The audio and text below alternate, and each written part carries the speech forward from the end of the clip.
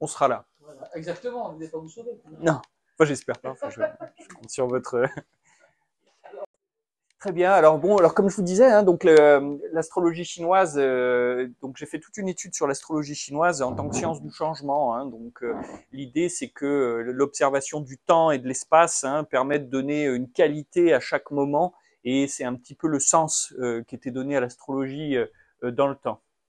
Alors c'est moi, donc moi je travaille à Oyonnax. Hein, là, j'ai un cabinet d'acupuncture à Belligna depuis une dizaine d'années. Et c'est vrai que dans mon travail, j'ai un gros, enfin il y a des implications, disons diagnostiques, hein, qui sont très en lien avec l'astrologie chinoise, et ça nous permet d'avoir déjà une idée grossière hein, de la raison pour laquelle les personnes viennent nous voir simplement avec leur année de naissance. Et c'est vrai que de là, j'ai approfondi un petit peu ma compétence hein, dans ces domaines, alors qu'ils sont très très vastes, hein, parce que moi je suis formé essentiellement au Bazi.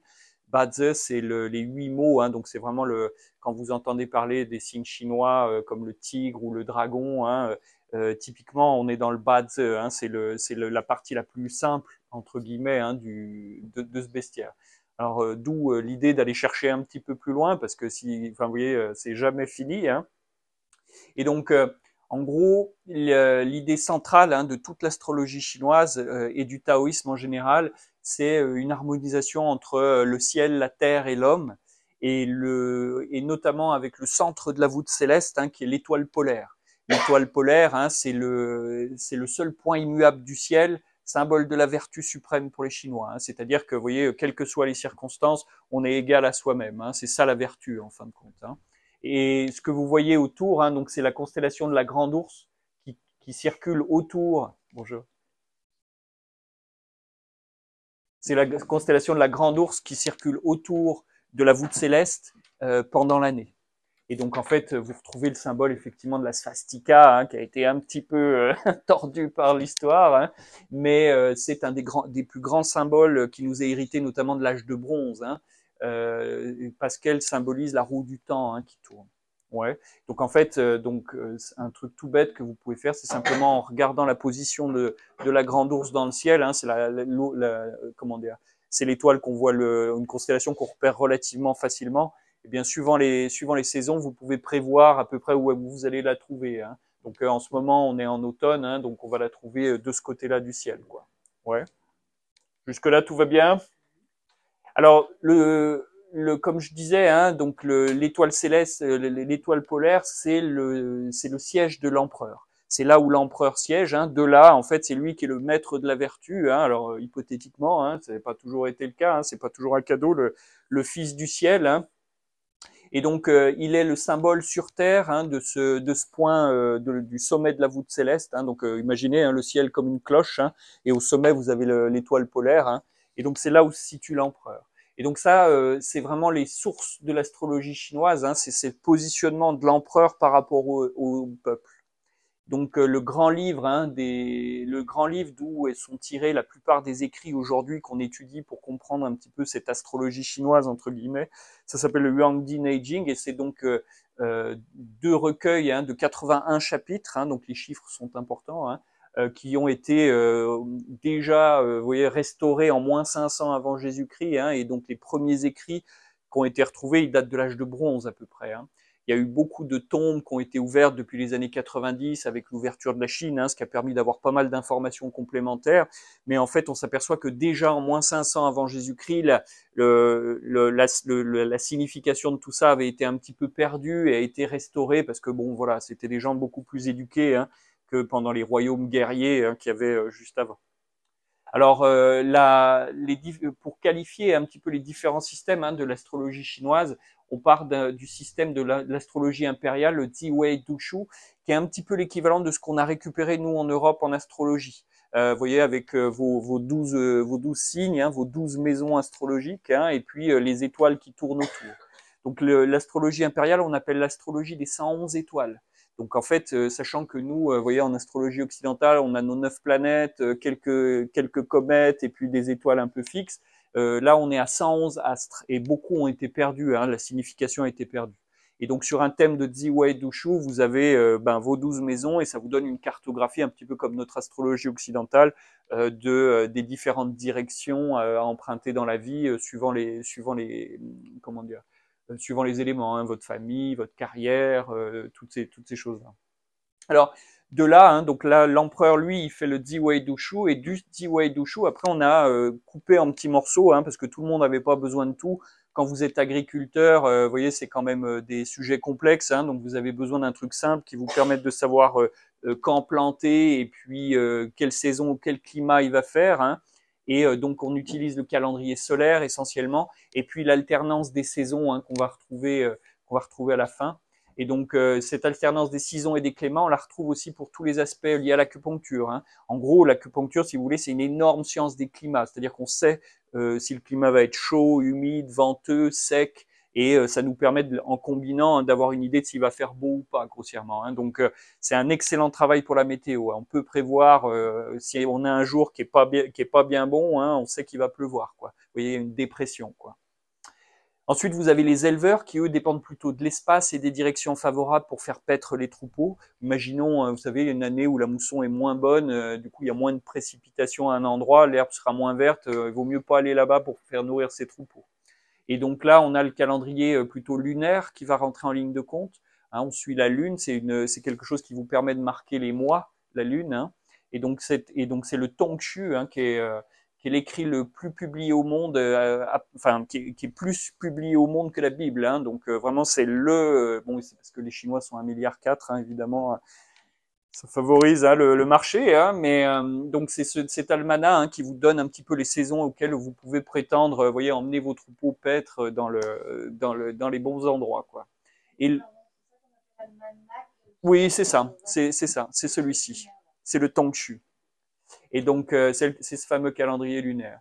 Et il y en a une autre aussi qui s'appelle le Chimendafa, qui est une espèce de carré magique, hein, qui s'adapte. Et puis, en fonction des mois, enfin des années, des mois, des jours, vous avez différentes influences, hein, qui sont marquées, donc qui vous donnent, disons, des directions favorables ou défavorables. On retrouve ça aussi dans le Feng Shui, hein, c'est une adaptation. Mais c'est des choses assez complexes c'est des calculs assez complexes, hein, donc on attend l'application, hein, pour pouvoir s'en servir tous les jours.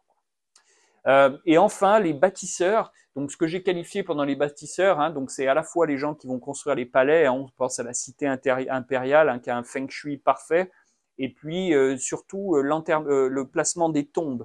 Les Chinois sont très attachés au culte des morts, hein. C'était d'ailleurs un des gros désespoirs des Chinois qui ont construit vous savez, les railroad, les voies de chemin de fer aux États-Unis, hein, parce qu'ils pouvaient pas être enterrés. Enfin, ils étaient enterrés sur place et c'était un déshonneur total que de pas pouvoir faire profiter la famille, hein, le tombeau familial. Donc c'est de ça que naît le Feng Shui, hein, donc et le Bazi évidemment aussi, parce que c'est lui qui va vous permettre de savoir quelle orientation pour vous sera favorable pour être enterré et donc faire profiter votre descendance au mieux de son héritage génétique, culturel, social, hein, tout ce qu'on veut. Alors l'importance des astres, donc astrologie, hein, donc c'est l'importance des astres. Donc en fait, vos astres, c'est un petit peu comme des aiguilles sur une horloge, hein. Les Chinois considèrent pas les grosses planètes, hein, salut Charlotte, considèrent pas les grosses planètes qu'on dit transsaturniennes, c'est-à-dire Uranus, Neptune et Pluton, hein, les planètes du fond du système solaire. Donc elle s'arrête à Saturne, hein. Et donc on peut considérer vraiment ce système un peu d'aiguille d'une grande horloge, hein.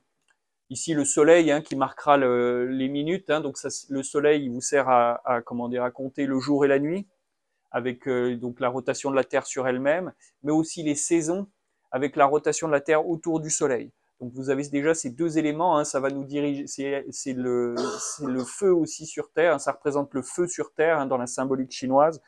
Je rappelle aussi que 99% de la masse du système solaire, hein, de toutes les planètes, les comètes, tout ce que vous voulez, c'est le Soleil. Donc le Soleil, c'est 99,99% de la masse du système solaire. Donc on est vraiment un caillou jeté dans l'univers, enfin à 100 000 km/h dans l'univers, hein, c'est bien de s'en rappeler parfois.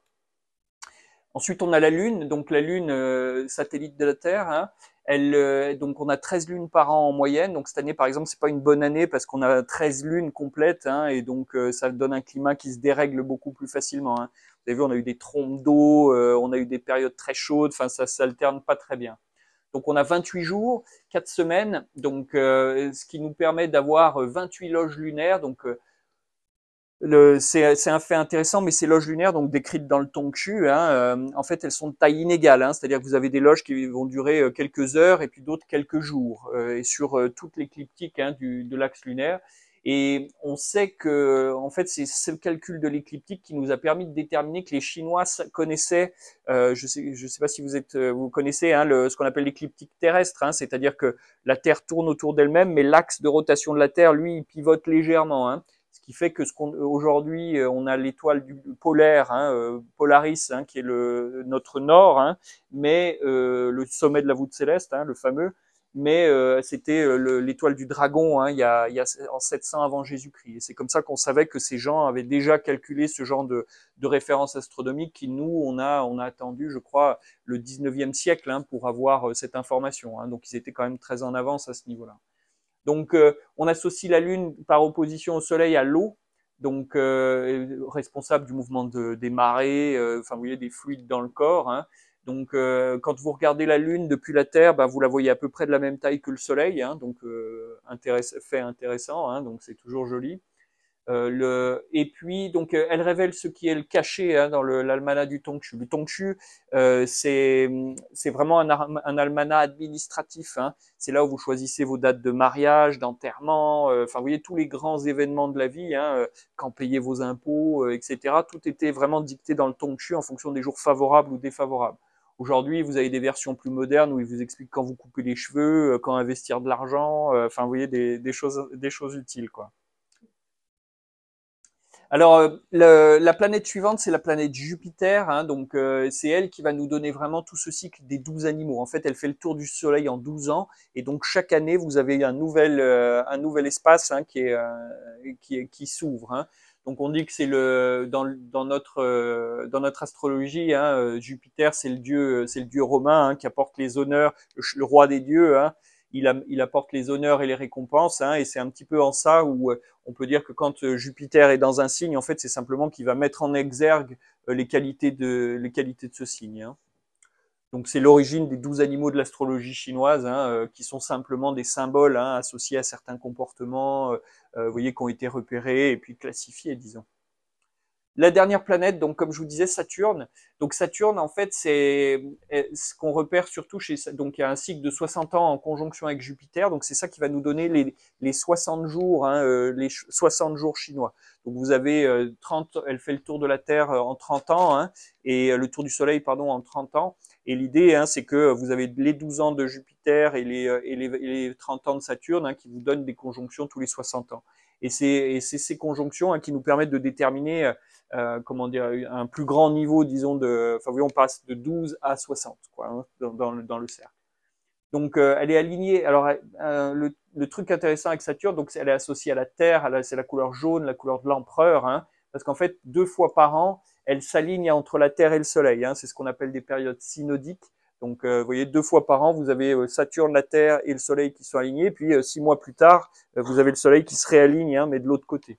Et ça, c'est ces périodes-là qui nous donnent le fameux mystère des 5 éléments, hein, parce que finalement, en fait, ces deux phases, elles correspondent au moment comment dire, des semences et des récoltes. Donc en fait, c'est pour ça que cette planète était si emblématique de l'empereur, hein, et donc du calendrier qui était donné aux hommes. Alors ensuite, donc ça c'était pour les astres. L'importance des nombres, parce que les nombres ont une importance symbolique très forte pour les Chinois. Hein. Les nombres, ils servent pas juste à numériser, hein, ils ont une qualité autant qu'une quantité. Hein. Et donc c'est ça qui nous intéresse. Donc par exemple, le 1, c'est l'origine, c'est le Tao, c'est-à-dire c'est le début de toute chose. Hein. C'est le cours naturel du courant. On retrouve ça dans nos sciences modernes avec le Big Bang, hein, l'idée que, vous voyez, une grosse explosion initiale, hein, amène le mouvement jusque là où il est aujourd'hui. Donc c'est le sens naturel des choses. Alors La mauvaise nouvelle, c'est que c'est indescriptible par les mots, hein, parce que c'est le premier chapitre, hein, d'ailleurs, du Tao Te Ching, hein, qui est le grand traité, hein, taoïste de Lao Tse, qui dit qu'en fait, tout ce qui est exprimé par les mots est caduque, en fin de compte. Hein. Donc, ça, c'est encore une bonne nouvelle. La dualité, c'est le yin-yang, hein, que vous connaissez tous probablement. Hein. Donc, je vous ai rappelé les 3 lois du yin-yang, hein, qui permettent de générer comment dire, cette symbolique. Donc, ils sont divisés mais non séparés, ils s'engendrent mutuellement et ils portent les racines de leur opposé. Donc, si on applique ça à tout ce qui est chaud et froid, hein, vous voyez, vous pouvez envisager un mouvement d'air chaud et un mouvement d'air froid, ou à l'inverse, des choses plus philosophiques. On associe souvent le yin au féminin, le yang au masculin, hein, par exemple. Hein, et donc, si on applique ces lois, hein, ils sont divisés mais non séparés. Vous voyez l'astuce. Hein. Okay. Alors, je vous ai mis en dessous une photo qui a été prise par l'université d'Harvard, je crois que c'était l'année dernière, où en fait c'est la photo d'une particule. C'est la photo aujourd'hui la plus aboutie d'une particule, hein, d'un atome zoomé, hein, à grande échelle avec des microscopes électroniques. Et donc vous reconnaissez effectivement, hein, ce symbole yin-yang, hein, et on sait déjà, voilà, que les électrons, c'est pas des petites planètes autour d'un soleil, hein, mais ils circulent en 8 comme ça. Hein. Et donc vous retrouvez, hein, ce fameux 8 ici qui est là. Ouais.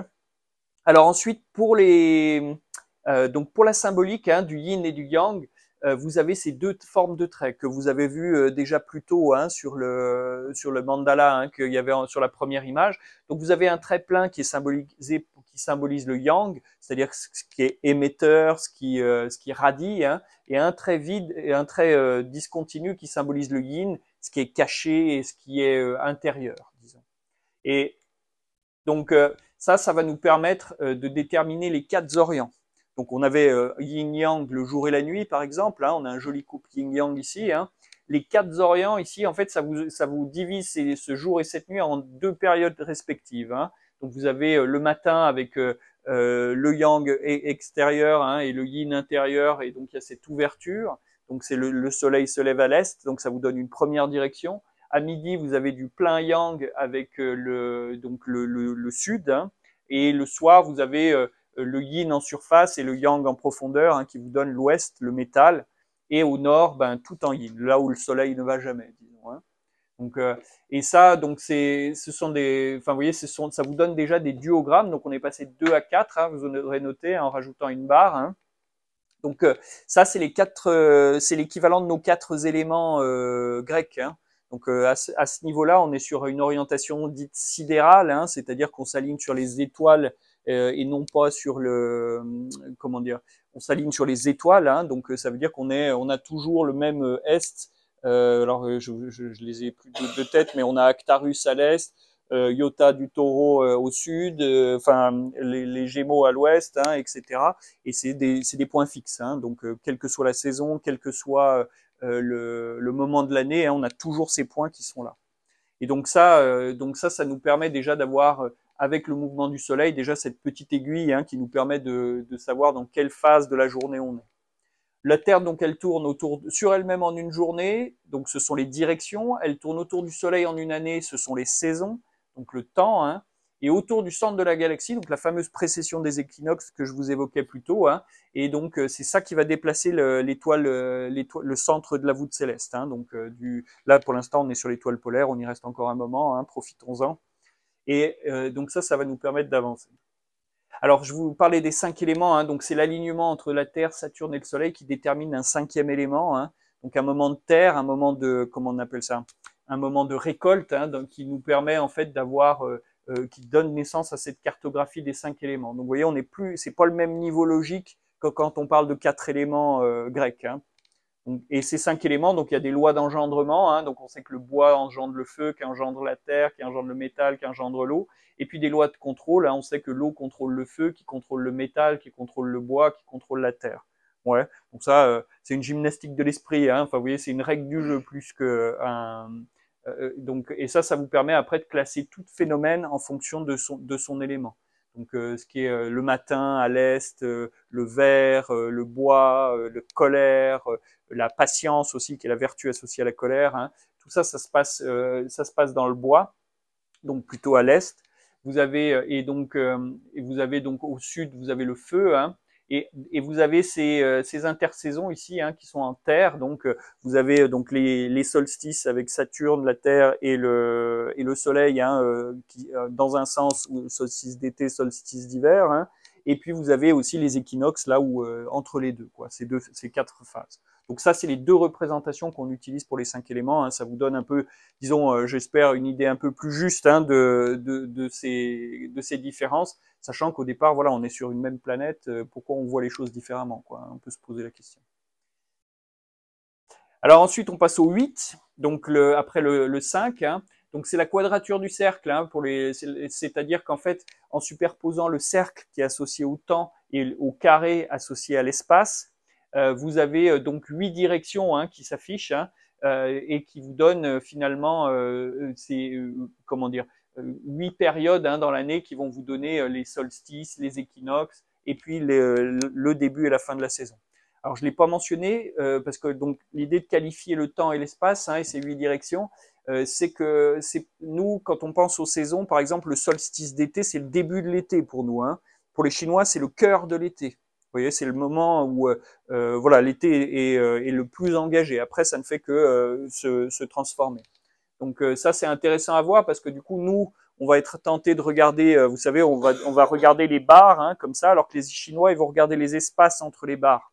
Et c'est cette différence de perspective qui vous permet d'observer ce que j'appelle la qualité du temps, hein. C'est-à-dire, vous voyez, un temps frais par rapport à un temps chaud, etc., hein. Ça s'affiche plutôt sur la durée, en fin de compte. Bon, après, voilà, ces dates, elles sont intéressantes, hein, parce qu'elles vous permettent d'avoir quand même des points fixes, hein, elles sont considérées.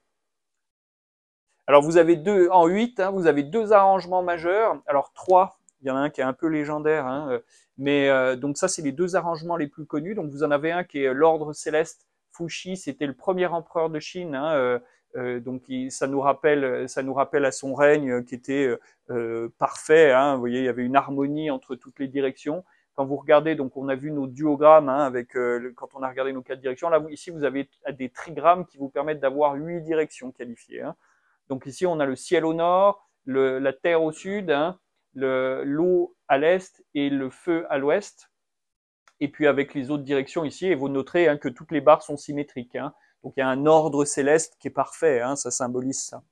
Le roi Wen, donc King Wen, c'est l'ordre terrestre, hein, et donc ce qu'on observe, c'est qu'il y a une espèce comment dire, de bascule, hein, de 90 degrés, hein, de l'axe au feu, hein, qui devient l'axe céleste, hein. C'est-à-dire que vous avez le feu en haut et l'eau en bas, hein, et puis la terre et le ciel, hein, sont plutôt des attributs, hein, de cet axe, hein. Ouais, vous voyez ça, hein, donc il y a plein de théories, hein, sur comment ça marche, sachant que nous, on utilisera plus volontiers, on a besoin de l'ordre terrestre, hein, parce que c'est bien d'avoir les choses en théorie, mais la pratique, ça se passe pas toujours aussi bien, hein. Donc c'est ça qui va nous donner accès à tout le feng shui, hein. Donc quand vous voyez, vous avez besoin de regarder votre maison, hein, parce que c'est une influence à long terme, hein, votre maison, la manière dont vous vous sentez chez vous, hein, c'est quelque chose qui prend, je dirais, vous voyez, 15 ans pour s'affirmer, hein, dans le temps, hein. Et donc en fait, ça vous permet d'avoir une idée un petit peu des directions. Donc vous avez au sud la réputation et la reconnaissance, au nord la carrière et puis la carrière, les perspectives de carrière. Vous noterez que les deux sont opposés, hein, donc on peut être, vous savez, une pop star et puis disparaître, ou un fonctionnaire dans un bureau et puis rester là toute sa vie, hein, et sans jamais être connu, quoi. Et donc l'idée, ensuite, vous avez donc ensuite l'éducation et la connaissance à l'ouest. Donc par exemple, si dans votre maison vous aviez au nord-est, si vous aviez un bureau au nord-est chez vous, ben c'est un bon endroit pour accumuler de la connaissance et de la compétence, hein. La santé, la famille, et tout ça, c'est à l'est. La fortune et la prospérité. Donc n'hésitez pas à mettre un petit peu d'argent dans le quart sud-est, hein, de votre maison, hein. Ça peut toujours gagner, ça peut toujours servir. Ou alors l'entretenir, hein. Vous voyez, s'il y a des toiles d'araignée, que c'est des coins de votre maison que vous n'allez pas bien, puis que vous avez des problèmes de finances, peut-être que, vous voyez, c'est des choses que vous pouvez implémenter, hein, redynamiser l'endroit, disons. L'amour et le mariage au sud-ouest, les enfants à l'ouest, et puis les ancêtres au nord-ouest. Vous voyez, les Chinois ont souvent, vous savez, un petit hôtel avec les photos de leurs ancêtres, hein, c'est tourné vers le nord-ouest. C'est donc c'est cet endroit-là qu'on utilise. Donc ça, c'est vraiment quelque chose qui est utilisé, hein. Vous prenez le plan de votre maison, vous mettez ça, hein, dessus, et puis vous observez à quoi ça ressemble dans les coins, quoi. Et ça peut vous aider à dynamiser certains endroits. Enfin, il y a des gens, comment dire, très riches qui utilisent du feng shui, hein, donc, enfin, des chefs d'entreprise, des gens qui réussissent bien à faire des choses. Donc, il doit y avoir des vertus, hein. Alors ensuite, les 12 animaux. Donc les 12 animaux, c'est le sujet qui va nous intéresser le plus aujourd'hui, hein. Donc c'est la forme d'astrologie la plus commune, et puis c'est donc en lien avec le cycle de Jupiter, on l'a vu. Et c'est très riche des aspects comportementaux. Vous voyez, si je prends le dragon, on sait que le dragon, il est impétueux, il sait faire face aux situations, un peu égoïste, mais il sait donner aux autres quand même, hein. À l'inverse, vous voyez, vous avez le chien qui est opposé, hein, donc sur le. Attendez, en plus j'avais. Oh, tiens, c'est ça que j'ai pas pris. Vous avez le chien donc qui est opposé au dragon. Hop là. Alors attendez, ouais, parce que là ça va devenir technique. Qu'est-ce que j'en ai fait? Bon, peu importe. Donc vous avez le chien qui est opposé au dragon. Donc si je vous place le dragon ici, hein, vous avez le chien qui est ici au nord-ouest, hein. Et donc ils sont opposés, hein, parce que le chien, lui, au contraire. Alors le chien, c'est un peu particulier. C'est un animal céleste à qui on a imposé de vivre, hein. Et donc du coup, il a toujours un côté un peu sacerdotal aux choses, hein. Il porte le poids des autres sur ses épaules. La bonne nouvelle, c'est qu'il incarne la plupart des qualités humaines, loyauté, fidélité, d'expérience. On voit des gens avec les traits plutôt fins, enfin, vous voyez, avec pas mal de force intérieure, hein, mais rarement heureux, quoi. Enfin, vous voyez, c'est des gens qui traînent un petit peu la misère avec eux, quoi. Et comment tu dis? Non, mais tu n'es pas que ça, grâce à Dieu, hein. Mais tu vois, il y a un côté un peu sacerdotal au chien, hein. En plus, chien de métal, oui, tu es le métal régnant, toi, hein. Le roi des enfers. Et donc c'est assez facile à lire, hein. C'est-à-dire que par exemple pour un astrologue, ou même en Chine, on a tendance à appeler les gens, enfin vous voyez, à qualifier les gens par leur animal en fait, hein. Oh bah lui c'est un serpent, on sait à peu près comment il va se comporter quoi, hein, grossièrement. Donc c'est très intégré, hein, dans le système. Au point que, alors là je vous l'ai pas mis, mais c'est ce qu'on appelle les branches terrestres, hein, les branches, hein, en fin de compte. C'est le système numéraire chinois, hein, c'est-à-dire que sur les documents, la manière dont vous cotez, vous savez, quand on fait grand 1, grand 2, etc., c'est avec les branches terrestres qu'ils utilisent ça, hein. Donc c'est très utilisé, hein, c'est très intégré dans leur fonctionnement. Alors les fameux 64 hexagrammes du Yi King, alors c'est le truc le plus sophistiqué, c'est très complexe, hein, ça c'est ce qu'on a de plus ancien, hein, c'est-à-dire que ces symboles, c'est des symboles chamaniques. Je vous dis, c'est l'âge de bronze, hein, donc on est à moins 5000 avant Jésus-Christ, et on sait même pas si c'était si c'était pas encore avant, hein. Donc l'idée, c'est que en fait le texte associé au Yi King, hein, donc vous avez toute cette symbolique, hein, donc qui est orientée dans l'espace, hein, donc avec nord, sud, est, ouest.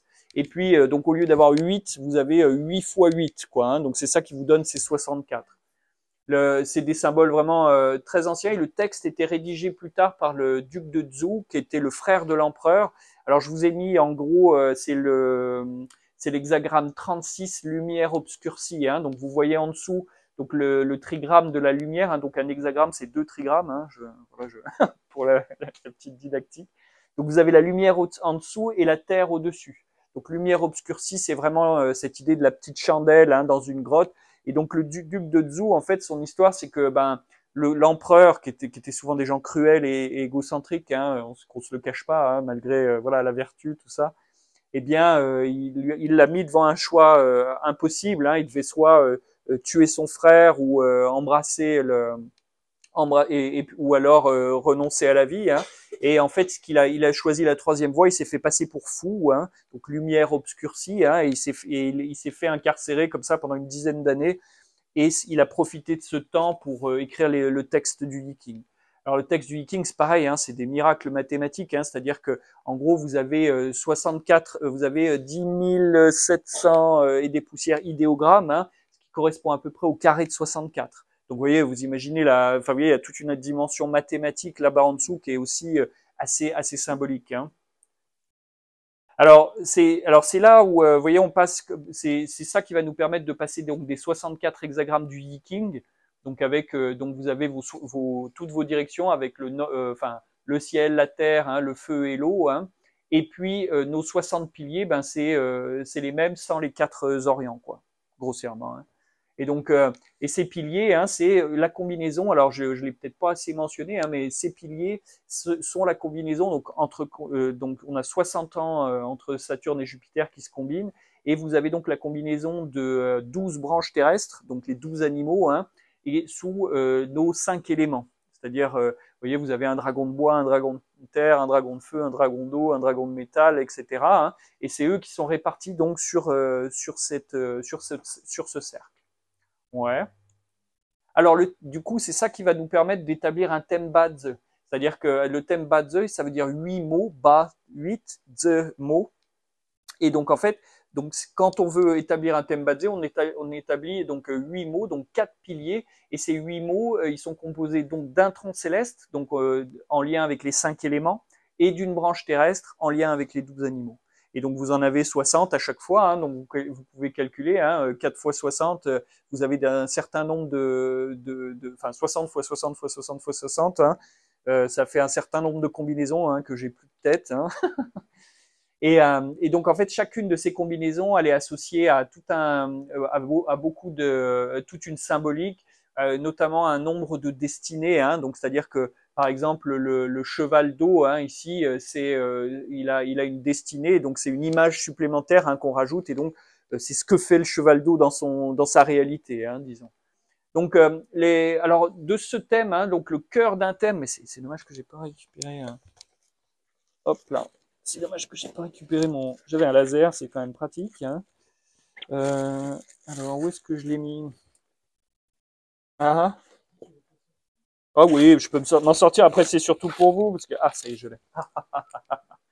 Donc voilà, donc c'est quand même plus confortable. Hein. Donc en fait, donc le tronc céleste du jour ici, hein, c'est le cœur du thème. C'est-à-dire, c'est vraiment ça qui nous permet de déterminer qui vous êtes. Hein. C'est-à-dire que là, par exemple, on a un jour de bois, un bœuf de bois ici, donc celui qui va nous dire que votre élément de référence c'est le bois. Donc ça veut dire que vos saisons favorables c'est l'hiver et le printemps, parce que l'hiver va vous permettre de préparer le printemps. Donc ce qui va vous nourrir aussi dans la vie, vous voyez, ce qui va vous donner l'impression de faire ce que vous avez à faire, c'est de conduire des projets. Donc ça veut dire aller de l'avant, enfin vous voyez, avoir quelque chose à faire et l'emmener. Hein. En plus sous la forme du bœuf qui est lui aussi assez laborieux et tout ça. Hein, vous avez quelque chose d'assez solide. Et puis donc ici, hein, donc ça veut dire que et ça nous donne aussi ce qu'on appelle les 10 influences. Alors les 10 dieux hein, entre guillemets. Donc moi enfin vous voyez dans un souci de rationalisation, hein, je m'épargne toutes les dimensions spirituelles du truc. Hein. Mais l'idée hein, donc c'est que ici donc comme c'est du bois, ça veut dire que tout ce qui est en bois c'est ami. Donc ça veut dire que c'est là où vous puisez vos liens avec les autres. Donc là en l'occurrence par exemple on voit qu'on a un tigre de bois. Hein, donc on sait que par exemple la personne dans les 20 premières années de la vie, hein, celle où on s'approprie son enveloppe, l'aspect corporel, hein, elle va avoir pas mal de liens avec les autres, elle va pouvoir, ça va être le gros du dossier, disons. Hein. À l'inverse, tout ce qui va être en métal, c'est donc ce qui va combattre, hein, épuiser hein, le jour, c'est de la puissance. La terre ici qu'on a là, la terre, elle est contrôlée par le bois, donc ça va être du confort. Le feu qui est issu du bois, ça va être de la production, c'est ce que vous produisez. Par exemple, on sait que cette personne, ce qu'elle produit, c'est de la joie. Vous voyez, elle s'est amenée de la chaleur, elle s'est amenée de la lumière, elle s'est amenée enfin, vous voyez, du feu. Et l'eau, ça va être des ressources. Vous voyez, dès qu'il y a un peu de peur, dès qu'il y a un peu de retenue, de prudence, c'est une ressource. Ça oblige à réfléchir, un peu comme on va tirer l'arc hein, de sa flèche, on prend un peu plus de distance et ça permet d'aller un petit peu plus loin. Alors ça, c'est la deuxième partie du thème, hein, c'est ce qu'on appelle le cycle de chance. Hein. Donc en fait, basé sur le pilier du mois, donc un peu l'équivalent de notre astrologie occidentale, hein, finalement, hein, notre astrologie occidentale, c'est le mois hein, qui va déterminer qui vous êtes. Hein.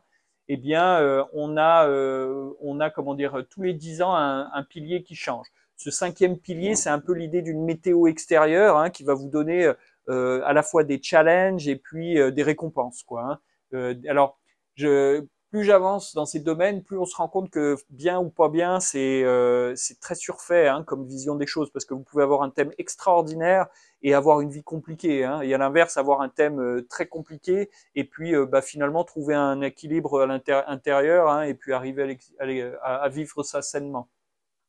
Mais donc du coup, la météo extérieure, c'est pareil, hein, c'est-à-dire qu'on va voir des phases de la vie sur 10 ans où on rame un peu, c'est un peu difficile, et puis à l'inverse, des phases où ça va être beaucoup plus facile, où on va avoir résolu nos problèmes. Quand c'est difficile, on travaille, on s'équilibre, on apprend à résoudre ses problèmes, et puis quand ça va bien, on encaisse, quoi. Ouais, vous voyez l'idée? Tac. Alors là, je vous ai mis ensuite, donc, pour lire ce thème, hein, ce qui est intéressant, c'est qu'on a des clashs et des harmonies. Donc, comme vous l'avez vu tout à l'heure, donc là, oui, j'ai assumé que le chinois vous poserait pas de problème, mais je suis peut-être allé un petit peu loin. Mais, mais bon, vous retrouvez un petit peu dans l'idée, hein, c'est que vous en avez 12 hein, sur celui-ci. Donc, vous avez vos 12 branches, donc elles sont toutes opposées deux par deux, hein, et c'est des clashs. Hein. Donc ça veut dire que par exemple, comme on a vu pour le chien et le dragon, vous en avez un qui est individualiste et puis qui fait le show, hein, puis un autre qui est beaucoup plus taciturne et qui veille sur les autres. Hein. Mais vous avez donc ici, donc ça c'est pour les clashs. Et puis vous avez des mariages, hein, c'est-à-dire qu'ici le cheval et la chèvre sont amis, sont mari et femme, hein, c'est-à-dire que c'est eux qui s'associent. Donc quand vous avez ça sur un thème, un cheval et une chèvre, vous avez souvent voilà, des caractéristiques qui sont plus, ça passe bien entre deux. Hein, vous avez des facettes de personnalité qui s'entendent bien. Hein. Ensuite, et puis donc le serpent et le singe, le tigre et le comment on appelle ça? C'est pas le tigre, c'est j'ai oublié son nom. Le tigre. Ah non, le dragon et le coq, hein, etc., etc. Et puis vous avez les troncs célestes aussi. Alors les troncs célestes, alors ils s'opposent évidemment vous voyez, du bois et du métal, ça se vit pas bien. Hein. C'est-à-dire que vous avez un côté très expansif, exubérant, et puis vous avez un côté où, au contraire, il faut se concentrer et puis essayer de résoudre le problème. Hein. Donc, vous voyez l'idée du matin hein, où, vous voyez, on ouvre hein, les volets, hein, puis le soir on les ferme, hein, grossièrement. C'est ça le bois et le métal, hein, ni plus ni moins. Et donc et vous avez donc un système de fusion ici qui est assez rare, hein, parce que ça doit fusionner dans une branche. Enfin, c'est un calcul qu'on voit pas systématiquement, mais du coup, ça donne une influence supplémentaire au thème. Donc, ça vous permet souvent d'équilibrer quelque chose, quoi. Tac. Alors, je me suis dit que, vous savez, on ne sait quelque chose que quand on se teste. Hein. Donc là, je vous ai remis le même thème hein, ici, et donc est-ce que vous voyez des clashs ici? Donc par exemple, donc je vous ai mis ici les troncs célestes. Hein, donc vous avez ici tous les troncs célestes. Donc vous pouvez peut-être repérer hein, que le bois et le métal hein, sont pas, enfin vous voyez, sont en clash. Hein, donc alors j'irai plus loin ici dans les branches, hein, comme vous avez vu ici. Alors je vais le faire pour vous parce que évidemment votre chinois est pas encore optimisé, mais je désespère pas. Il va falloir s'y mettre apparemment hein, de toute façon. Mais du coup la chèvre et le buffle, eux, sont aussi opposés. Hein. Donc en fait, vous avez un buffle de bois, donc ce qui est à l'intérieur, hein, et une chèvre de métal qui sont ennemis. C'est-à-dire que la manière dont cette personne communique la lèse intérieurement. Vous savez, un peu, ça arrive des fois dans la vie d'avoir besoin de dire quelque chose, mais ça nous coûte cher, quoi. Hein. Donc voilà, typiquement, la personne a du mal à exprimer ce qui est important pour elle, quoi. Donc ouais, double clash en plus, faut bien le vivre, quoi. Ensuite, et alors le dernier que je voulais vous montrer, c'était dans les affinités. Hein. Donc toutes ces affinités, elles vous permettent de rapporter vous voyez, une tonalité supplémentaire. Vous voyez, si vous avez une personne de bois, là par exemple, si vous avez un porc, un lièvre et une chèvre en branche, hein, ça vous rapporte un peu plus de bois. Vous voyez, la personne est dynamique, elle amène du changement, etc. En tigre, cheval ou chien, on a un travail beaucoup plus léger où les gens peuvent ouvrir un petit peu. Hein. Le métal, serpent, buffle, coq, etc. Donc, en fait, donc le petit texte au milieu, hein, c'est ce que je vous ai repris là hein, pour la traduction. Hein, donc, si vous voulez travailler un peu vos idéogrammes, c'est les repérer. Hein. Ouais. En fait, il y a 4 piliers. Hein, donc, l'année, le mois, le jour et l'heure. Donc, si je reprends mon thème ici, donc on a une année, on est en 74, donc on a un tigre de bois. Donc ça, c'est la partie qui va se développer les 20 premières années quand on s'approprie son enveloppe, hein, grossièrement. À 20 ans, on passe dans le mois, c'est le pilier un peu qu'on utilise en Occident quand on fait notre astrologie, hein, c'est-à-dire notre relationnel aux autres, c'est dans ce pilier de 20 à 40 qu'on établit sa famille, son travail, sa carrière, etc. Le jour, c'est qui on est au cœur, donc entre 40 et 60. Hein, vous voyez, quand on n'a plus rien à prouver à la société, on est un membre actif. Hein, ben, c'est là où on peut être vraiment qui on est. Hein. Et puis ici, c'est l'ascendant, donc c'est le pilier des enfants, on dit. Hein, c'est-à-dire que c'est dans celui-là que vous interagissez avec vos enfants, votre descendance de 60 à 80. Vous voyez cet âge où nos enfants prennent le dessus sur nous, hein, dans cette belle continuité. Hein. Et donc, et ici, hein, vous pouvez voir, hein, donc dans le cadre des affinités, hein, donc on a un tigre et un cheval. Ouais. Donc ça nous fait un peu plus de feu. Donc voilà, on a une personne qui peut être rigolote, quoi. Hein.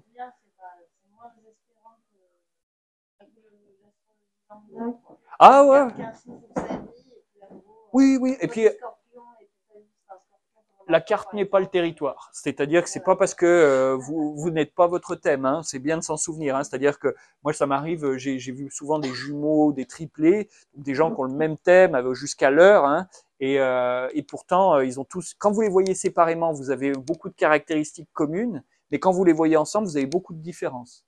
Ouais. Et donc c'est vraiment ça. Hein. La carte n'est pas le territoire, quoi. Hein. Même en astrologie occidentale, hein. C'est pas parce qu'il y a des influences que vous devez y céder, quoi. Hein. Vous voyez le truc. Hein.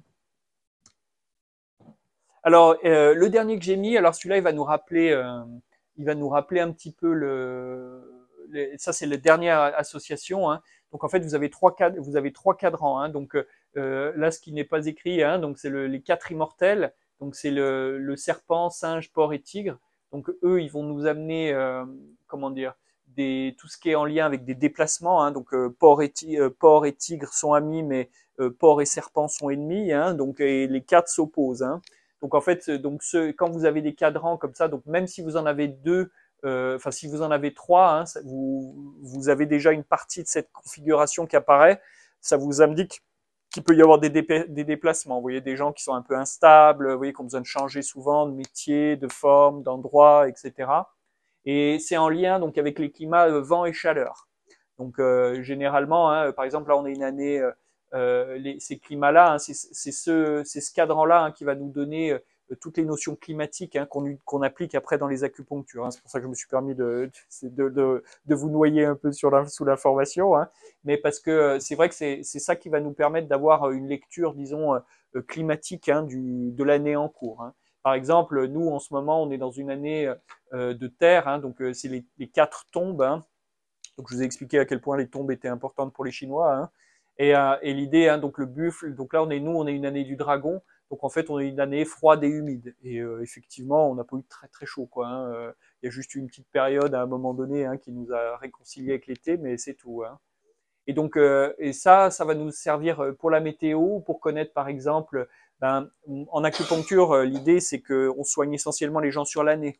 C'est-à-dire que ben, finalement, le corps, il paye la TVA du reste, hein, de tout le stress, etc. Hein. Donc en fait, nous, on va s'intéresser surtout à l'année et au jour, parce que c'est lui qui va nous donner un petit peu l'idée de comment vous utilisez votre corps, en fait. Hein. Vous voyez, est-ce que vous en avez besoin pour vous faire des amis ou pour de la puissance ou au contraire pour du confort, ce genre de choses. Et donc ça va nous donner quand même deux, trois idées. Hein. Et donc, donc il y a les quatre immortels, quatre empereurs et les quatre tombes. Hein. Donc c'est le ciel, la terre et l'homme, quoi, hein, grossièrement. Ok. Et donc voilà ici, donc voilà, j'ai remis le truc. Donc c'est assez intéressant hein, sur de connaître le caractère de chacun, hein, notamment parce que ben, les autres sont aussi une influence pour nous. Hein, donc ça veut dire qu'en lisant, en connaissant le thème de quelqu'un, vous pouvez savoir ben, sur quel niveau vous pouvez interagir. Hein, comme je vous ai dit, disons qu'il faut imaginer que ces quatre piliers, hein, ces quatre piliers, hein, ce sont un peu des couches de personnalité. C'est-à-dire que la première chose qu'on va voir chez les gens, vous voyez, à cette distance, on est sur l'année, on perçoit, vous voyez, on perçoit alors je ne sais pas quel est votre signe, je poserai la question hein, si vous voulez, mais on perçoit avec cette distance, hein, on perçoit vraiment le corps. Hein. Quand on discute, qu'on rentre en relation, on est sur le moi. L'intime, c'est ce qui nous sert à lire l'intime, c'est ce qui nous sert à lire toute la relation intime avec les autres. Hein. C'est dans le pilier du jour qu'on se marie, hein, grossièrement. Donc les hommes, enfin les femmes trouveront la symbolique de l'homme pour une femme sera son tronc céleste et la symbolique de la femme pour l'homme sera sa branche terrestre. Ouais, donc comme ça vous permet déjà d'avoir une idée un petit peu de ce que vous recherchez chez quelqu'un. Ce qui n'est pas inintéressant, hein, déjà. Et ça pourrait intéresser pas mal de sites de rencontres, hein, d'agences matrimoniales. Hein. Donc, mais grossièrement, vous voyez, par exemple, cette personne, donc c'est une femme, donc elle aura besoin de quelqu'un qui sait conduire des projets, enfin, vous voyez, qui a de la suite dans les idées, disons. Hein, c'est ça qui va la nourrir vraiment. Hein. Si c'était le thème d'un homme, bah, elle aurait besoin de quelqu'un d'un peu laborieux, terrestre, concret, vous voyez, qui soit dans le dur, quoi, hein, grossièrement. Je t'en prie. Je t'en prie. Ça dépend du Chinois. En Chine, avant de se marier, tout ça, ils demandent, c'est vraiment encore. Oui, alors vu qu'il n'y a plus beaucoup de femmes en Chine, c'est vrai qu'ils ont moins de choix. Enfin, tu sais, ils se posent moins de questions, quoi. Mais effectivement, les marieuses, ça faisait partie. Ça faisait partie de ces choses-là. De la même manière, quand vous alliez au restaurant, c'était le cuisinier qui vous choisissait votre plat, quoi. En fonction de la cuisson, en fonction des saveurs, des saisons, etc. Donc, c'était extrêmement imprégné hein, dans toute cette culture. Et encore une fois, hein, ça, ce sont des symboles qui pour nous sont un peu abstraits, mais pour eux, c'est sur les documents administratifs vous avez les 10 qui sont les 10 troncs célestes, et puis vous avez des petits 1, petits 2, petits 3 qui seront les branches terrestres. Quoi. Donc on est vraiment sur quelque chose qui est très très imprégné, hein, très très imprégné. Le Badze, c'est sympa parce que c'est quand même assez accessible, vous avez une lecture assez facile des gens, vous voyez, en termes de ressources humaines. Ce qui est intéressant, par exemple, dans une équipe, vous pouvez tout de suite savoir qui est-ce qui va pouvoir communiquer comment. C'est-à-dire qu'il y a des gens, s'ils se parlent, vous voyez, comme ça passera pas. Enfin, vous voyez. Par contre, s'ils s'envoient des mails, vous voyez, un petit peu à distance, eh bien, c'est beaucoup plus facile de communiquer. C'est valable dans les couples, c'est valable entre les gens en général. Hein. Donc ça, c'est vrai que c'est des choses qui sont sympas à étudier parce que du coup, vous pouvez quand même lisser un peu vos rapports avec les autres facilement. Hein. Vous pouvez toujours le truc, si vous voulez, encore une fois, la carte n'est pas le territoire. Hein, c'est-à-dire que même si vous tombez sur quelqu'un qui a un thème très différent de vous, c'est pas forcément un mismatch parce qu'il y a quelque chose dont vous avez besoin. Vous voyez, vous voyez notre cœur, hein, il prime sur le reste. Hein. Donc en fait, notre capacité à pouvoir comment dire, comprendre au-delà hein, de ces couleurs, hein, de ces thèmes, hein, notre capacité à pouvoir comprendre finalement ce qui nous attire chez cette personne, ça nous donne déjà des informations sur nous-mêmes, hein, grossièrement. Très bien. Ouais. Est-ce que quelqu'un veut me donner une date de naissance peut-être que Ouais, bah écoute, je t'en prie. Alors, je vais prendre juste ton année de naissance peut-être. 87, le lièvre de feu. Alors, hein. Donc tu vois, techniquement, sur un lièvre de feu, on a l'idée que tu as donc ton tronc céleste, c'est Bing, donc le feu, la clarté, hein. Et donc ça, c'est associé au cœur. Hein. Le cœur, tu vois, il est ouvert, donc il y a une lumière hein, qui s'en dégage. Par contre, du coup, ça va te coûter tout ce qui est en lien avec le recul. Hein, tu vois, il y a le contraste. Donc intestin grêle, tout ce qui va être cervical, omoplate et la vessie, tout le dos. Donc depuis les talons hein, jusqu'au canthus interne, même les sinus ici peuvent être embêtés. Sous la forme du lièvre, alors le lièvre il est associé au chat. Donc voilà, si vous voulez, je trouve que c'est les Vietnamiens hein, qui l'associent au chat parce que et je trouve l'idée vachement plus parlante pour nous. Hein. Les lièvres on connaît pas trop, hein. Le chat on sait à peu près comment ça se comporte.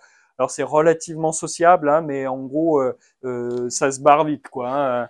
Donc l'idée, hein, c'est que ça donne une qualité, c'est ce qu'on appelle le gros intestin. Hein, donc ça sait trancher et se mettre en sécurité. Hein, le lièvre avant tout, très sociable, ça a beaucoup de valeurs, hein, beaucoup de vertus, et c'est ami du chien. Tu vois, paradoxalement. Hein. Et le truc, c'est que ça te coûte le poumon, l'espace que tu te donnes, hein, le lièvre, hein, donc l'idée du terrier, hein, qui va se rétracter dans un endroit toujours plus petit, opposé, et puis le rein. Le rein, c'est la volonté. Donc une fois qu'on est bien au chaud dans le terrier, est-ce que vraiment on a envie d'y aller, quoi. Donc ça coûte à ce niveau-là. Ça va, oui, vous avez des questions peut-être? Donc ouais, j'ai oublié de faire le petit quiz à la fin, hein, mais l'idée, hein, c'est que il ne vaut plus rien. Je vais peut-être y aller directement sur l'écran. Ouais, voilà, donc ça c'est la page de fin. Hein, c'est histoire de. Ça va, c'était pas trop dense. C'est condensé. Hein. Il y a tout dans le livre. Hein, c'est beaucoup plus large. Hein. Dans le livre, on a vous avez vraiment, je vous ai mis les 64 hexagrammes du Yi King, je vous ai mis les 60 Nanjing. En gros, vous savez, quand on écrit un livre, on dit toujours qu'il faut chercher son public cible, hein. Et en fait, je me suis aperçu que, enfin voilà, le livre, je l'avais avant tout écrit pour moi, hein. C'était l'occasion de raffiner un peu le sujet. Et je suis assez content parce que voilà, ça permet d'aller au bout du jeu. Et bon, la méthode, hein, pour apprendre à lire un thème, hein, il faut plutôt voir ça comme un jeu, quoi. Vous voyez, donc d'ailleurs, c'est ma prochaine ambition, hein, c'est d'en faire un espèce de jeu de table, de plateau, hein, avec, vous voyez, peut-être les 60 cartes. Comme ça permet de travailler là-dessus, hein, et déjà de se donner pas mal d'idées, parce que ça vous donne quand même des indications assez vite, assez rapides sur voilà tout ce qui est enfin physique, émotionnel. Quand vous vous sentez perdu dans la vie, ce qui peut arriver, ben souvent c'est parce qu'on n'est pas en train de faire ce qu'on aime faire, c'est-à-dire soit amener de la chaleur, soit faire ce qu'on a à faire, etc. On est un peu paralysé par l'extérieur. Et le truc, hein, c'est de se récupérer. Encore une fois, la carte n'est pas le territoire. Vous n'êtes pas votre thème, vous n'êtes pas, enfin vous savez, c'est le samadhi indien, hein, vous savez, vous n'êtes pas votre corps, vous n'êtes pas vos pensées, vous êtes autre chose, hein, et c'est cette autre chose qu'on développe, hein, dans tous les taoïsmes jusqu'au yoga, hein, qui sont finalement la source, hein. Au départ, c'était indien, puis c'est venu en Chine, quoi, hein. Et donc là, voilà, je vous ai présenté tous les niveaux d'astrologie là-dedans, avec un système pour apprendre à lire à peu près pour apprendre à lire un thème, hein, et pouvoir s'y référer. Encore une fois, voilà, c'est vrai que ça demande un peu de travail et de pratique, hein, mais simplement déjà en repérant, enfin, vous voyez, comme un jeu, hein, les oppositions et les phases favorables, on arrive à avoir quelque chose.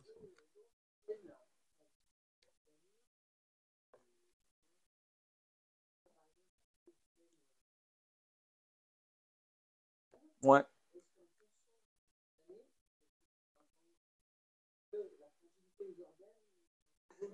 Alors après, il faut imaginer que l'idée, c'est que tu as toujours le même corps, donc c'est la même machine, mais elle n'est pas soumise aux mêmes intempéries, quoi.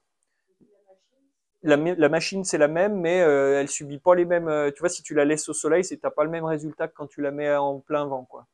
Tu vois le truc, hein, c'est plutôt dans ce sens-là. Mais effectivement, suivant, enfin, il y a plusieurs niveaux, mais des fois, tu vois, on peut s'abîmer autrement. C'est-à-dire, si l'influence climatique, elle est bien plus forte que ta structure à toi, c'est pas parce que tu sais, tu as un jour de terre et que tu aimes bien l'humidité que s'il y a trop d'humidité, ça va pas te noyer, quoi, hein, grossièrement, hein, tu vois l'idée, hein.